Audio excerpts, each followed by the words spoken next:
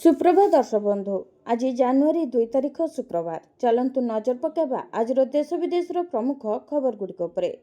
किंतु ता पूर्व जदि आपण मैंने आम वीडियो को लाइक करना आम वीडियो को लाइक करी कमेंट रे जय जगन्नाथ लिखंतु। 2026 वर्षर आरंभ महंगा माड़ कमर्शियल एलपीजी सिलिंडर मूल्य 111 टंका पर्यंत वृद्धि। 2026 नूतन वर्षर आरंभ होइथिबा बेले प्रथम दिन ही महंगा माड़र एक बड़ झटका लगी। कारण ऑयल मार्केटिंग कंपनी गुड़िक एलपीजी सिलिंडर मूल्य रे बड़ धरणर वृद्धि करछंती। दिल्ली मुंबई और कोलकाता चेन्नई परी बड़ बड़ सहर सहित सारा देश में यह 1 जनवरी 2026 रु महंगा हो जाइछि। सूचना योग्य जे ऑयल कंपनी गुड़िक 19 किलोग्राम विशिष्ट कमर्शियल एलपीजी सिलिंडर उपरे एही दर वृद्धि करिसेंती एवं प्रति सिलिंडर पिछा 111 टंका पर्यंत वृद्धि करा जाइछि। तेबे 14 किलो विशिष्ट घरोई एलपीजी गैस सिलिंडर मूल्य रे कोनोसी परिवर्तन करा जाय नाही। एलपीजी सिलिंडर नुआ दर 1 जनवरी 2026 रु लागू करा जाइछि। दिल्ली रे ए पर्यंत 1580.50 टंका रे मिलुथिबा 19 किलोर कमर्शियल सिलिंडर एबे 1691 टंका 50 पैसा रे मिलिबो। से बेली कोलकाता रे एहार मूल्य 1684 टंका वृद्धि पाई एबे 1795 टंका होइछि। या व्यतीत मुंबई रे 1531 टंका 50 पैसा रे मिलुथिबा एलपीजी सिलिंडर एबे 1642 टंका 50 पैसा हो जाइछि। कलबल करुछि कुहुड़ी। घन कुहुड़ी रे घेरी होई जाइछि सारा राज्य। घन कुहुड़ी रे घेरी होई जाइछि सारा राज्य। सहररु आरंभ करी उपांत अंचल रे सबुठी कुहुड़ी करुछि कलबल। ट्विन सिटी रे कुहुड़ी आस्तरण एभली रहितला जे मात्र 5 मीटर दूरतारु भी सकाळु दृश्यमान हेउनथिला किछि। कहबाकू गले ओडिशा को कुहुड़ी कब्जा करि नेछि। एते मात्रा रे कुहुड़ी घेरी रहिछि जे लोकमाने सकाळु गाड़ी रे जिबा आसबा करबा संभवपर हेउनी। कुहुड़ी जोगु जनजीवन मध्य अस्तव्यस्त हो पड़िछि। सेपरि नुआ वर्ष रे घन कुहुड़ी पाई प्रभावित होइछि विमान यात्रा। भुवनेश्वरु देशर विभिन्न स्थान को यात्रा करबाकु थिबा अनेक विमान विलंबित रे चलिथिला। फଳରେ बहु विमान यात्री विमान बंदर रे दीर्घ समय धरी अपेक्षा करि रहिथिले। तेबे विमान यात्रा प्रभावित नै प्रतिक्रिया रखिथिले विमान बंदर निर्देशक। सेपटे कुहुड़ी पाई चिलिका रे भसापोल यातायात बंद होइथिला। सुरक्षा दृष्टि भसापोल सेवा बंद करा जाइथिला। कोणार्क भी नुआ वर्ष सकाळु कुहुड़ीर आस्तरण देखिबाकु मिलिथिला। कुहुड़ी पाई रास्तारू कोणार्क मंदिर दृश्यमान हेउनथिला। केन्द्रापड़ा जिले में भी सकाळु सकाळु घन कुहुड़ीर आस्तरण दृश्यमान होइथिला। फଳରେ रास्ता रे 10 मीटरु अधिक आगकू देखिबा मुस्किल होई पड़थिला बोली गाड़ी चालक और पथचारी माने कहछंती। ऑपरेशन सिंदूर चलिछि। नूतन वर्ष रे पाकिस्तान को चेतावनी देले सेना मुख्य।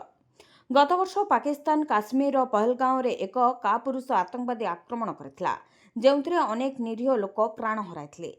या परे भारत ऑपरेशन सिंदूर आरंभ करथिला। पाकिस्तान रे प्रवेश करी आतंकवादी अड्डागुडी को नष्ट कर देथिले भारतीय जवान। एही ऑपरेशन रे 100 रु अधिक आतंकवादी निहत होइतिले। नूतन वर्ष आरंभ हेबा सहित भारतीय सेना मुख्य जनरल उपेंद्र द्विवेदी पाकिस्तान को कड़ा चेतावनी देथिले। सेना मुख्य जनरल उपेंद्र द्विवेदी गुरुवार देश को नूतन वर्षर शुभेच्छा जणाइबा सहित ऑपरेशन सिंदूर अधीन रे भारतर द्रुत कार्यानुष्ठान को प्रशंसा करथिले एवं कहिथिले जे एही अभियान एबे भी जारी रहिछि।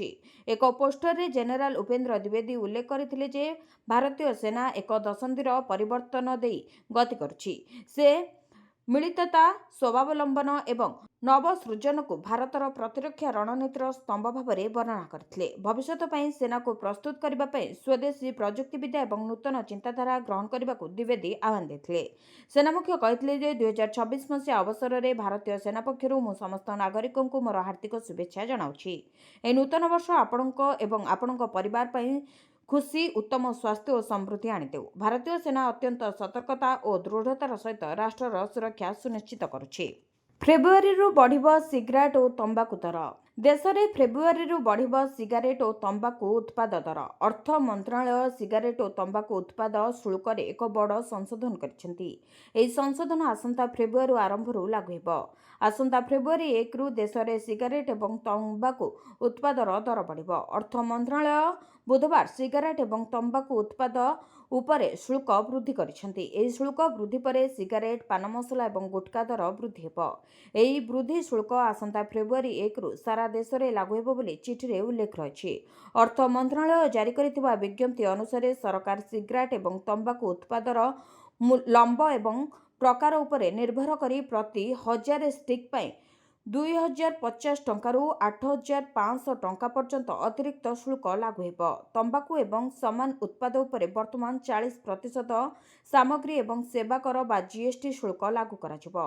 ଭାରତ ଫେବୃଆରୀ 1 ତାରିଖରୁ ସିଗାରେଟ୍ ସମେତ ତମ୍ବାକୁ ଉତ୍ପାଦ ଉପରେ ଉତ୍ପାଦ ଶୁଳ୍କ ଲାଗୁ କରିଛି।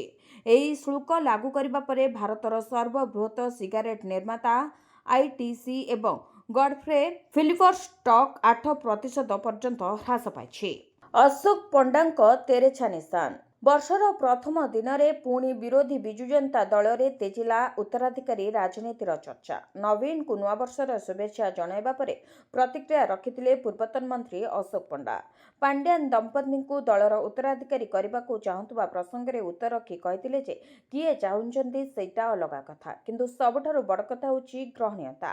ଓଡ଼ିଶା ଲୋକେ ନବୀନ ବାବୁଙ୍କୁ ବାଛିଥିଲେ, ବିଜୁବାବୁ କ'ଣ ବାଛିଥିଲେ ବୋଲି ପ୍ରଶ୍ନ କରିଛନ୍ତି ଅଶୋକ। ଅଶୋକ ଆହୁରି କହିଛନ୍ତି ଯେ ଓଡ଼ିଶାବାସୀ ଯାହାକୁ ଚାହିଁବେ ସିଏ ଓଡ଼ିଶାବାସୀଙ୍କ ସ୍ୱାର୍ଥ ସିଏ ହିଁ ଜାଗିବ। ଦଳରେ ସମସ୍ତେ କହୁଛନ୍ତି ନବୀନ ବାବୁ ଆମର ନେତା। ନବୀନ ବାବୁ କହିଛନ୍ତି ଓଡ଼ିଶାବାସୀ ଦଳର ଉତ୍ତରାଧିକାରୀ ବାଛିବେ। ମାର୍ଚ୍ଚ ପର୍ଯ୍ୟନ୍ତ ଚାଲିବ ଧାନ କିଣା, କହିଲେ ମନ୍ତ୍ରୀ। ଚଳିତ ବର୍ଷ ମାର୍ଚ୍ଚ ପର୍ଯ୍ୟନ୍ତ ମଣ୍ଡିରେ ଚାଲିବ ଧାନ କିଣା। ଏନେଇ ଯୋଗାଣ ମନ୍ତ୍ରୀ କୃଷ୍ଣଚନ୍ଦ୍ର ପାତ୍ର ପ୍ରତିକ୍ରିୟା ଦେଇ କହିଥିଲେ, ଏପର୍ଯ୍ୟନ୍ତ 10,50,000 ମେଟ୍ରିକ୍ ଟନ୍ ଧାନ କିଣା ହୋଇଥିବା ବେଳେ 2,30,000 ଚାଷୀ ଧାନ ବିକିଛନ୍ତି। 18 ଜିଲ୍ଲାରେ ଚାଲିଛି ଧାନ କିଣା। 11 ଲକ୍ଷ ଚାଷୀଙ୍କୁ ଟୋକେନ୍ ଦିଆଯାଇସାରିଛି।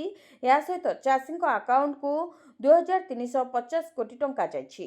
ସବୁ ଚାଷୀଙ୍କ ଧାନ କିଣିବୁ ବୋଲି ଯୋଗାଣ ମନ୍ତ୍ରୀ କହିଛନ୍ତି।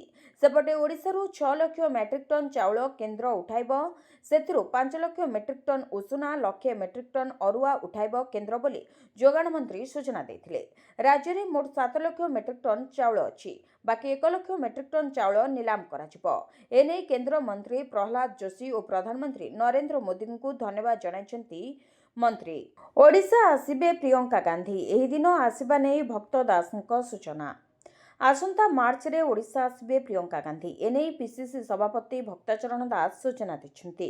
ତେବେ ମାର୍ଚ୍ଚ ମାସ କେଉଁ ତାରିଖରେ ଆସିବେ ସେ ନେଇ କୌଣସି ସୂଚନା ମିଳିପାରିନାହିଁ। ତେବେ କଂଗ୍ରେସର ସଂଗଠନକୁ ଦୃଢ଼ କରିବାରେ ଲାଗିଛି ଦଳ। ଆଗାମୀ ଦିନରେ ରାଜ୍ୟର 10ଟି ଜିଲ୍ଲାରେ ମହିଳା ସମାବେଶ କରିବ କଂଗ୍ରେସ। ରାଜ୍ୟରେ ବଡ଼ ମହିଳା ସମାବେଶକୁ ସମ୍ବୋଧନ କରିବେ ପ୍ରିୟଙ୍କା ଗାନ୍ଧୀ। ତେବେ ରଣନୀତି କ'ଣ ରହିବ ସେ ନେଇ କୌଣସି ସ୍ପଷ୍ଟ ସୂଚନା ମିଳିନାହିଁ କିମ୍ବା ସ୍ପଷ୍ଟ ହୋଇନାହିଁ। ଅଷ୍ଟମ ବେତନ କମିଶନ ଲାଗୁ, ଲକ୍ଷ ଲକ୍ଷ କେନ୍ଦ୍ରୀୟ କର୍ମଚାରୀଙ୍କୁ ବଡ଼ ଫାଇଦା। ନୂତନ ବର୍ଷର ଆରମ୍ଭରୁ କେନ୍ଦ୍ର ସରକାରୀ କର୍ମଚାରୀଙ୍କୁ ଖୁସି ଖବର ମିଳିଛି। ଭାରତ ସରକାର ଅଷ୍ଟମ ବେତନ କମିଶନ ସୁପାରିଶକୁ ଗ୍ରହଣ କରିଛନ୍ତି। ଜାନୁଆରୀ 1ରୁ ଅର୍ଥାତ୍ ନୂତନ ବର୍ଷର ଆରମ୍ଭରୁ ଏହା ଗଣନା କରାଯିବ ବୋଲି ଜଣାପଡ଼ିଛି। ବିଶେଷଜ୍ଞମାନେ ବିଶ୍ୱାସ କରନ୍ତି ଯେ ଅଷ୍ଟମ ବେତନ କମିଶନର ଫିଟମେଣ୍ଟ ଫ୍ୟାକ୍ଟର 2.4ରୁ 3% ମଧ୍ୟରେ ରହିବ। ଏହାଦ୍ୱାରା କେନ୍ଦ୍ର ସରକାରୀ କର୍ମଚାରୀଙ୍କ ପାଇଁ 20ରୁ 35% ଦରମା ବୃଦ୍ଧି ହୋଇପାରେ ବୋଲି ବିଶ୍ୱାସ କରାଯାଉଛି। ନୂତନ ବେତନ କମିଶନ ଲକ୍ଷ ଲକ୍ଷ ବର୍ତ୍ତମାନର କେନ୍ଦ୍ର ସରକାରୀ କର୍ମଚାରୀ ଏବଂ ପେନ୍ସନଭୋଗୀଙ୍କୁ ଲାଭ ଦେବ। ଉଲ୍ଲେଖନୀୟ ଯେ କେନ୍ଦ୍ର ସରକାର ଗତ ନଭେମ୍ବରରେ ଅଷ୍ଟମ ବେତନ କମିଶନ ସୁପାରିଶକୁ ଗ୍ରହଣ କରିଥିଲେ। ଏହି ସମୟ ମଧ୍ୟରେ ସରକାର କମିଶନକୁ ତାଙ୍କ ରିପୋର୍ଟ ଦାଖଲ କରିବା ପାଇଁ 18 ମାସର ସମୟ ମଧ୍ୟ ଦେଇଥିଲେ। ଦରମା, ଭତ୍ତା ଏବଂ ପେନ୍ସନ ସମୀକ୍ଷା କାର୍ଯ୍ୟ ଏବେ ଆନୁଷ୍ଠାନିକ ଭାବରେ ଆରମ୍ଭ ହୋଇଯାଇଛି। ଯଦିଓ ଅଷ୍ଟମ ବେତନ କମିଶନ ଜାନୁଆରୀ 1, 2025ରୁ ଗଣନା କରାଯାଉଛି, କିନ୍ତୁ ବର୍ଦ୍ଧିତ ଦରମା ପାଇଁ କେନ୍ଦ୍ର ସରକାରୀ କର୍ମଚାରୀଙ୍କୁ ଆହୁରି ଟିକିଏ ଅପେକ୍ଷା କରିବାକୁ ପଡ଼ିପାରେ। ପରମାଣୁ ସ୍ଥାନର ଠିକଣା ଦେବେ ଭାରତ ପାକିସ୍ତାନ, ଯୁଦ୍ଧ ନେଇ ମିଳିଲା ସଙ୍କେତ। ଆମର ପଡ଼ୋଶୀ ଏବଂ ଶତ୍ରୁ ପାକିସ୍ତାନର କାର୍ଯ୍ୟକଳାପ ସମସ୍ତଙ୍କୁ ଜଣା। ତେବେ ଉଭୟ ଦେଶ ପରସ୍ପର ସହିତ ଏକ ତାଲିକା ବାଣ୍ଟିବେ ଯେଉଁଥିରେ ସେମାନଙ୍କର ପରମାଣୁ ସ୍ଥାନ ବିଷୟରେ ସୂଚନା ମିଳିବ। ଏହି ପରମ୍ପରା ଗତ 34 ବର୍ଷ ଧରି ନୂଆବର୍ଷର ପ୍ରଥମ ଦିନରେ ପାଳନ ହୋଇଆସୁଛି। ଗତବର୍ଷ ଭାରତ ପାକିସ୍ତାନକୁ 17 ପରମାଣୁ ସ୍ଥାନର ତାଲିକା ପ୍ରଦାନ କରିଥିଲା ଏବଂ ପାକିସ୍ତାନ ଭାରତକୁ 25 ପରମାଣୁ ସ୍ଥାନର ତାଲିକା ପ୍ରଦାନ କରିଥିଲା। ତେବେ ଏହା ଏକ ପରମ୍ପରା ବୋଲି କୁହାଯାଉଛି। ପ୍ରକୃତରେ ଏହି ଆଦାନ ପ୍ରଦାନ ପ୍ରତିବର୍ଷ 1991 ମସିହାର ଦ୍ୱିପାକ୍ଷିକ ଚୁକ୍ତିନାମା ଅନୁଯାୟୀ ଜାନୁଆରୀ 1 ତାରିଖରେ ହୋଇଥାଏ। ଚୁକ୍ତିନାମାର ଉଦ୍ଦେଶ୍ୟ ଥିଲା ଦୁଇ ଦେଶ ମଧ୍ୟରେ ଯୁଦ୍ଧ ହେଲେ ପରସ୍ପରର ପରମାଣୁ ସ୍ଥାନର ସୁରକ୍ଷା ସୁନିଶ୍ଚିତ କରିବା। ସମ୍ପର୍କ ଖରାପ ହେବା ସତ୍ତ୍ୱେ ଏହି ପ୍ରକ୍ରିୟା ଏବେ ବନ୍ଦ ହୋଇନାହିଁ। ଗତ ବର୍ଷର ଆଦାନ ପ୍ରଦାନରେ ଭାରତ ପାକିସ୍ତାନକୁ 17 ପରମାଣୁ ସ୍ଥାନର ତାଲିକା ପ୍ରଦାନ କରିଥିଲା, ଯେତେବେଳେ କି ପାକିସ୍ତାନ ଭାରତକୁ 25 ସ୍ଥାନ ବିଷୟରେ ସୂଚନା ଦେଇଥିଲା। ଏହି ଆଦାନ ପ୍ରଦାନ ନୂଆଦିଲ୍ଲୀ ଏବଂ ଇସଲାମାବାଦର ବୈଦେଶିକ ମନ୍ତ୍ରଣାଳୟ ଅଧିକାରୀଙ୍କ ମଧ୍ୟରେ ଏକକାଳୀନ ହୋଇଥାଏ। पीएम किसान निधि योजन गुरुत्वपूर्ण परिवर्तन। पीएम किसान योजना परि पीएम किसान सम्मान निधि योजना मध्य रही जो योजन किसी गुरुत्वपूर्ण परिवर्तन करा जायछि। उत्तर प्रदेश भली राज्य में यह योजनार लाभ उठाइबा एक अनन्य चाषी परिचय पत्र को एबे बाध्यतामूलक करा जायछि। या व्यतीत जदि वन्य प्राणी द्वारा फसल क्षतिग्रस्त हुए एवं 72 घंटा मध्य एक रिपोर्ट दाखल करा जाए तेबे ଏହି ଯୋଜନା ଅଧୀନରେ କ୍ଷତିପୂରଣ ମଧ୍ୟ ଦିଆଯିବ, ଯାହା ଚାଷୀଙ୍କୁ ବିଶେଷ ଆଶ୍ୱସ୍ତି ଦେବା ସହିତ ଏହା ଚାଷୀଙ୍କୁ ସହାୟକ ହେବ ବୋଲି ଜଣାପଡ଼ିଛି। ବିଗିଡ଼ିଲା ଭୁବନେଶ୍ୱର ବାୟୁ ଗୁଣବତ୍ତା, ଓଡ଼ିଶାର 4 ସହରର ସ୍ଥିତି ସଙ୍ଗୀନ। ଓଡ଼ିଶାର ବାୟୁ ପ୍ରଦୂଷଣ ସ୍ତର ଏବେ ଚିନ୍ତାଜନକ ସ୍ଥିତିରେ ପହଞ୍ଚିଛି। କେନ୍ଦ୍ରୀୟ ପ୍ରଦୂଷଣ ନିୟନ୍ତ୍ରଣ ବୋର୍ଡ CPCB ପକ୍ଷରୁ ଜାରି ସଦ୍ୟତମ ତଥ୍ୟ ଅନୁଯାୟୀ ରାଜଧାନୀ ଭୁବନେଶ୍ୱର ଓ କଟକ ସମେତ ରାଜ୍ୟର 4ଟି ପ୍ରମୁଖ ସହରର ବାୟୁ ଗୁଣବତ୍ତା ଅତି ଖରାପ ଶ୍ରେଣୀଭୁକ୍ତ ହୋଇଛି। କେନ୍ଦ୍ରୀୟ ପ୍ରଦୂଷଣ ନିୟନ୍ତ୍ରଣ ବୋର୍ଡ ଦ୍ୱାରା ପ୍ରକାଶିତ ଏୟାର କ୍ୱାଲିଟି ଇଣ୍ଡେକ୍ସ ରିପୋର୍ଟ ଅନୁସାରେ ଓଡ଼ିଶାର ବାଲେଶ୍ୱର, ଭୁବନେଶ୍ୱର, ବ୍ୟାସନଗର ଓ କଟକରେ ବାୟୁ ପ୍ରଦୂଷଣ ମାତ୍ରା ଅତ୍ୟଧିକ ବଢ଼ିଯାଇଛି। ଦେଶର ଯେଉଁ 16ଟି ସହରର ବାୟୁ ଗୁଣବତ୍ତା ଅତି ଖରାପ ଶ୍ରେଣୀରେ ରହିଛି ସେଥିମଧ୍ୟରେ ଓଡ଼ିଶାର ଏହି 4 ସହର ସାମିଲ ଅଛନ୍ତି। ପରିବେଶବିତ୍ ଓ ବିଶେଷଜ୍ଞଙ୍କ ମତରେ ବାୟୁର ମାନ ଅତି ଖରାପ ରହିବା ଦ୍ୱାରା ଶ୍ୱାସକ୍ରିୟା ଜନିତ ସମସ୍ୟା ବଢ଼ିବାର ଆଶଙ୍କା ରହିଛି। ବିଶେଷକରି ଶିଶୁ, ବୃଦ୍ଧ ଏବଂ ଆଗକୁ ଫୁସ୍ଫୁସ୍ ଜନିତ ରୋଗରେ ପୀଡ଼ିତ ଥିବା ବ୍ୟକ୍ତିମାନେ ଏହାଦ୍ୱାରା ଗୁରୁତର ପ୍ରଭାବିତ ହୋଇପାରନ୍ତି। ପୁଣି ଅଶାନ୍ତ ହେଲା ବାଂଲାଦେଶ। ଆଉ ଜଣେ ଯୁବକଙ୍କୁ ହତ୍ୟା ଏବଂ ପରେ ନିଆଁ ଲଗାଇଦେଲେ ଉତ୍ତ୍ୟକ୍ତ ଲୋକେ। ବାଂଲାଦେଶରେ ଅଶାନ୍ତି ଜାରି ରହିଛି। ଏକ ଜନଗହଳି ଆଉ ଜଣେ ହିନ୍ଦୁ ବ୍ୟକ୍ତି ଖୋକନ ଦାସଙ୍କୁ ଆକ୍ରମଣ କରି ଆହତ କରିଥିଲା ଏବଂ ପରେ ତାଙ୍କୁ ଜୀବନ୍ତ ଜାଳି ଦେଇଥିଲା। ଏହି ଘଟଣା ଡିସେମ୍ବର 31 ତାରିଖରେ ଦେଶର ଶରିୟତପୁର ଜିଲ୍ଲାରେ ଘଟିଥିଲା। ରିପୋର୍ଟ ଅନୁଯାୟୀ ଦାସ ଘରକୁ ଫେରିବା ସମୟରେ ଏକ ଭିଡ଼ ଭିତରେ ତାଙ୍କୁ ଧାରୁଆ ଅସ୍ତ୍ରରେ ଆକ୍ରମଣ କରି ପିଟି ପିଟି ପୋଡ଼ି ଦିଆଯାଇଥିଲା। ବାଂଲାଦେଶରେ ଏହା ଜଣେ ହିନ୍ଦୁଙ୍କ ଉପରେ ଚତୁର୍ଥ ଆକ୍ରମଣ। ଏହା ପୂର୍ବରୁ ବିଜେନ୍ଦ୍ର ବିଶ୍ୱାସ, ଅମୃତ ମଣ୍ଡଳଙ୍କୁ ଗୋଟିଏ ଗୋଷ୍ଠୀ ପିଟି ପିଟି ହତ୍ୟା କରିଥିଲା ବୋଲି ଅଭିଯୋଗ ହୋଇଥିଲା। ସେହିଭଳି ଡିସେମ୍ବର 18ରେ 25 ବର୍ଷୀୟ ହିନ୍ଦୁ ଯୁବକ ଦୀପୁ ଚନ୍ଦ୍ର ଦାସଙ୍କୁ ଜଣେ ମୁସଲିମ ସହକର୍ମୀ ଈଶ୍ୱର ନିନ୍ଦାର ମିଥ୍ୟା ଅଭିଯୋଗ କରିବା ପରେ ତାଙ୍କ କାରଖାନାରେ ଏକ ଭିଡ଼ ଦ୍ୱାରା ନିର୍ମମ ଭାବେ ହତ୍ୟା କରାଯାଇଥିଲା। ଜନଗହଳି ଦାସଙ୍କୁ ହତ୍ୟା କରିଥିଲା ଏବଂ ତାପରେ ତାଙ୍କ ମୃତଦେହକୁ ନିଆଁ ଲଗାଇ ଦେବା ପୂର୍ବରୁ ଗଛରେ ଝୁଲାଇ ଦିଆଯାଇଥିଲା। ନୂଆ ବର୍ଷରେ ବଢ଼ିଲା ସୁନା, କମିଲା ରୂପା। ନୂଆ ବର୍ଷରେ ସୁନା ବୃଦ୍ଧି ପାଇଥିବା ବେଳେ ରୂପା ମୂଲ୍ୟ ହ୍ରାସ ପାଇଛି। India bullion and jewellers association ଅନୁଯାୟୀ 24 କ୍ୟାରେଟ ସୁନାର 10 ଗ୍ରାମ ମୂଲ୍ୟ 1,35,060 ଟଙ୍କାରେ ପହଞ୍ଚିଛି। ସେହିଭଳି 22 କ୍ୟାରେଟ ସୁନାର ମୂଲ୍ୟ 1,23,800 ଟଙ୍କା ରହିଛି। ତେବେ ନୂଆବର୍ଷରେ ଗ୍ରାହକଙ୍କ ଉପରେ ଏହା ମହଙ୍ଗା ମାଡ଼ ହୋଇଛି। ଭୁବନେଶ୍ୱରରେ 24 କ୍ୟାରେଟ ସୁନାର ମୂଲ୍ୟ 1,35,060 ଟଙ୍କା ଓ 22 କ୍ୟାରେଟ ସୁନାର ମୂଲ୍ୟ 1,23,800 ଟଙ୍କା ରହିଛି। ସେଭଳି ରୂପାର ମୂଲ୍ୟ କିନ୍ତୁ ହ୍ରାସ ପାଇଛି। କିଲୋଗ୍ରାମ ପ୍ରତି 2,56,000 ରହିଛି ରୂପାର ମୂଲ୍ୟ। ତେବେ ନୂଆବର୍ଷରେ 1,000 ଟଙ୍କା ହ୍ରାସ ପାଇଛି ରୂପା ଦର। ଅନୁଗରଙ୍କୁ ସିଏମଙ୍କ 15ଟି ନିର୍ଦ୍ଦେଶ ନୂଆ ମୁଖ୍ୟ ଶାସନ ସଚିବଙ୍କ ପାଇଁ ବଡ଼ ଚ୍ୟାଲେଞ୍ଜ। ନୂଆବର୍ଷରେ ପ୍ରଶାସନକୁ ଅଧିକ କ୍ରିୟାଶୀଳ କରିବା ପାଇଁ ମୁଖ୍ୟମନ୍ତ୍ରୀଙ୍କ ନୂଆ ଆଭିମୁଖ୍ୟ। ନୂଆବର୍ଷରେ ଶାସନ ଓ ପ୍ରଶାସନକୁ ଅଧିକ ଦକ୍ଷ ଓ କ୍ରିୟାଶୀଳ କରାଇବା ପାଇଁ ମୁଖ୍ୟମନ୍ତ୍ରୀ ମୋହନ ଚରଣ ମାଝୀ ଯୋଜନା କରିଛନ୍ତି। ଶାସନ ଓ ପ୍ରଶାସନକୁ ଚଳଚଞ୍ଚଳ ଓ ଲୋକାଭିମୁଖୀ କରିବା ପାଇଁ ମୁଖ୍ୟମନ୍ତ୍ରୀ ରାଜ୍ୟର ନୂଆ ମୁଖ୍ୟ ଶାସନ ସଚିବ ଅନୁଗରଙ୍କୁ ଏକ 15ଟି ନିର୍ଦ୍ଦେଶାବଳୀ ପ୍ରଦାନ କରିଛନ୍ତି। ଏହି ଦିଶା ନିର୍ଦ୍ଦେଶରେ ଓଡ଼ିଶା ଭିଜନ ଡକ୍ୟୁମେଣ୍ଟରେ ଆସନ୍ତା 2 ବର୍ଷ ପାଇଁ ସରକାରଙ୍କର ଧାର୍ଯ୍ୟ ଲକ୍ଷ୍ୟକୁ ହାସଲ କରିବା ପାଇଁ ଅଗ୍ରାଧିକାର ଭିତ୍ତିରେ କାର୍ଯ୍ୟ କରିବାକୁ ମୁଖ୍ୟମନ୍ତ୍ରୀ ନିର୍ଦ୍ଦେଶ ଦେଇଛନ୍ତି। 2036 ସୁଦ୍ଧା 500 ବିଲିୟନ ଆମେରିକୀୟ ଡଲାର ଅର୍ଥନୀତି ସହିତ ସମୃଦ୍ଧ ଓଡ଼ିଶା ଗଠନ ଏବଂ ଓଡ଼ିଶାକୁ ଶ୍ରେଷ୍ଠ 5ଗୋଟି ବିକଶିତ ରାଜ୍ୟ ମଧ୍ୟରେ ଆଣିବାକୁ ରାଜ୍ୟକୁ ଏକ ମିଶ୍ରିତ ଅର୍ଥନୀତି ଆଡ଼କୁ ନେବା ପାଇଁ ଲକ୍ଷ୍ୟ ରଖିଛନ୍ତି ସରକାର। ଏହାସହ ନଲେଜ ଡ୍ରିଭେନ୍ ତଥା ସେବା କ୍ଷେତ୍ରକୁ ଅଧିକ ଗୁରୁତ୍ୱ ଦେଇ ଏହାର ଦ୍ରୁତ ବିକାଶ ପାଇଁ କାର୍ଯ୍ୟ କରିବା ପାଇଁ ନିର୍ଦ୍ଦେଶ ଦେଇଛନ୍ତି ମୁଖ୍ୟମନ୍ତ୍ରୀ। ରାଜ୍ୟରେ ଶିଳ୍ପାୟନର ଦ୍ରୁତ ବିକାଶ ପାଇଁ ସବୁ ଜିଲ୍ଲାପାଳଙ୍କୁ ବିଭିନ୍ନ ପ୍ରକ୍ରିୟାକୁ ଫାଷ୍ଟଟ୍ରାକ୍ କରିବାକୁ ଏହି ନିର୍ଦ୍ଦେଶାବଳୀରେ ଗୁରୁତ୍ୱାରୋପ କରାଯାଇଛି।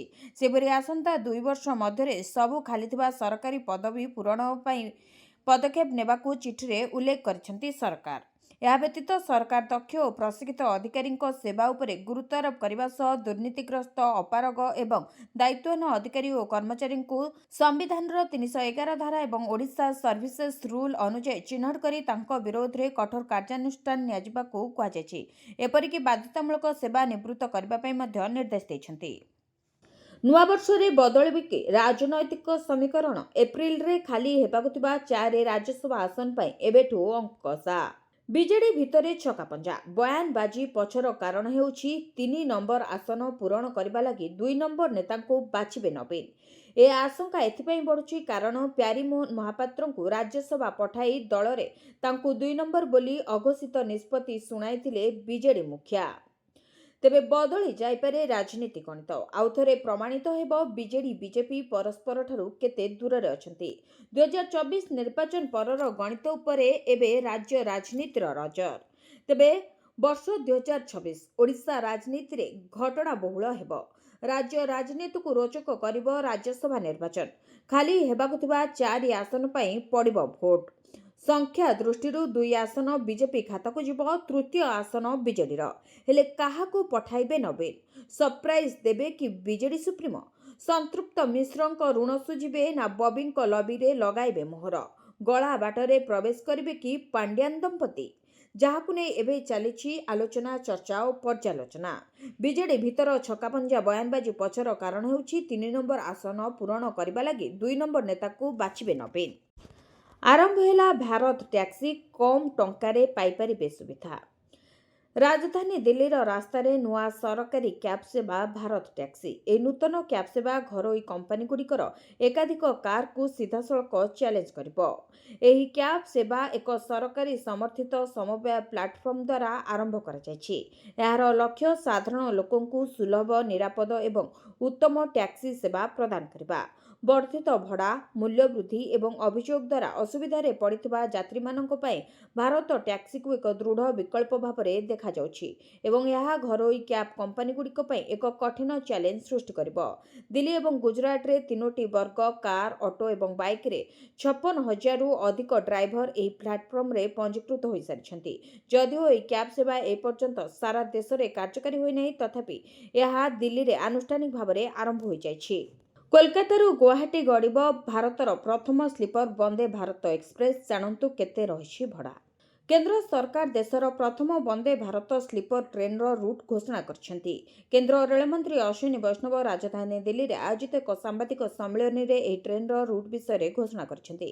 ରେଳମନ୍ତ୍ରୀ କହିଛନ୍ତି ଯେ ପ୍ରଧାନମନ୍ତ୍ରୀ ନରେନ୍ଦ୍ର ମୋଦି ଖୁବ୍ ଶୀଘ୍ର କୋଲକାତା ଏବଂ ଗୁଆହାଟୀ ମଧ୍ୟରେ ବନ୍ଦେ ଭାରତ ସ୍ଲିପର ଟ୍ରେନ୍କୁ ପତାକା ଦେଖାଇ ଶୁଭାରମ୍ଭ କରିବେ।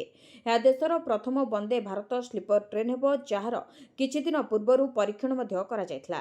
ତେବେ ଏହି ରୁଟ୍ ସହିତ ବନ୍ଦେ ଭାରତ ସ୍ଲିପର ଟ୍ରେନ୍ର ଭଡ଼ା ମଧ୍ୟ ଘୋଷଣା କରାଯାଇଛି। ତେବେ ବନ୍ଦେ ଭାରତ ସ୍ଲିପର ଟ୍ରେନ୍ର ଭଡ଼ା କିଲୋମିଟର ଉପରେ ଆଧାରିତ ହେବ। 1 ଏସି 3.80 ପଇସା ପର କିମି ରହିବ। ସେଭଳି 2 ଏସି 3 ଟଙ୍କା 10 ପଇସା ପର କିମି ରହିଥିବା ବେଳେ 3 ଏସି 2 ଟଙ୍କା 40 ପଇସା ପର କିମି ରହିବ। ସରକାରଙ୍କର ନୂଆବର୍ଷ ଭେଟି ବଢ଼ିଲା ଛାତ୍ରଛାତ୍ରୀଙ୍କ ଷ୍ଟାଇପେଣ୍ଡ। ଖୁସି ଖବର ଦେଲେ ସରକାର। ନୂଆ ବର୍ଷରେ ଛାତ୍ରଛାତ୍ରୀଙ୍କୁ ଦେଲେ ଭେଟି। ବଢ଼ିଲା ଆୟୁର୍ବେଦ ଓ ହୋମିଓପାଥି ପିଜି ଡାକ୍ତର ଛାତ୍ରଛାତ୍ରୀଙ୍କ ଷ୍ଟାଇପେଣ୍ଡ। ମୋହନ ସରକାର ନୂଆବର୍ଷରେ ଛାତ୍ରଛାତ୍ରୀଙ୍କୁ ଏହି ଖୁସି ଖବର ଦେଇଛନ୍ତି। ତେବେ ବିଭିନ୍ନ ସରକାରୀ ଆୟୁର୍ବେଦିକ ଓ ହୋମିଓପାଥି କଲେଜରେ ପଢ଼ୁଥିବା ପିଜି ଛାତ୍ରଛାତ୍ରୀଙ୍କ ପାଇଁ ଏହି ଷ୍ଟାଇପେଣ୍ଡ ବୃଦ୍ଧି କରାଯାଇଛି। ତେବେ ନୂଆ ଷ୍ଟାଇପେଣ୍ଡ ଜାନୁଆରୀ 1ରୁ ଲାଗୁ ହୋଇଛି। ଷ୍ଟାଇପେଣ୍ଡ ବୃଦ୍ଧି ନେଇ ସିଏମଓଙ୍କ ପକ୍ଷରୁ ସୂଚନା ଜାରି କରାଯାଇଛି। ତେବେ ପିଜି କରୁଥିବା 120 ଜଣ ଛାତ୍ରଛାତ୍ରୀ ଏଥିରେ ଉପକୃତ ହୋଇଛନ୍ତି। ପିଜି ପ୍ରଥମ ବର୍ଷ ଛାତ୍ରଛାତ୍ରୀଙ୍କ ଷ୍ଟାଇପେଣ୍ଡ 55% ବୃଦ୍ଧି ହୋଇଛି। ଫଳରେ ଆଗରୁ ମାସିକ 31,000 ମିଳୁଥିବା ବେଳେ ଏବେ ମିଳିବ 48,000 ଟଙ୍କା। ସେଭଳି ଦ୍ୱିତୀୟ ବର୍ଷ ପିଜି ଛାତ୍ରଛାତ୍ରୀଙ୍କ ଷ୍ଟାଇପେଣ୍ଡ 62% ବୃଦ୍ଧି ହୋଇଛି। ଆଗରୁ 32,000 ଟଙ୍କା ମିଳୁଥିବା ବେଳେ ଏବେ 52,000 ଟଙ୍କା ମିଳିବ। ସେଭଳି ପିଜି ତୃତୀୟ ବର୍ଷ ଛାତ୍ରଛାତ୍ରୀଙ୍କ ଷ୍ଟାଇପେଣ୍ଡ 67% ବୃଦ୍ଧି ହୋଇଛି। ଫଳରେ ଆଗରୁ ମାସିକ 33,000 ଟଙ୍କା ମିଳୁଥିବା ବେଳେ ଏବେ 55,000 ଟଙ୍କା ମିଳିବ।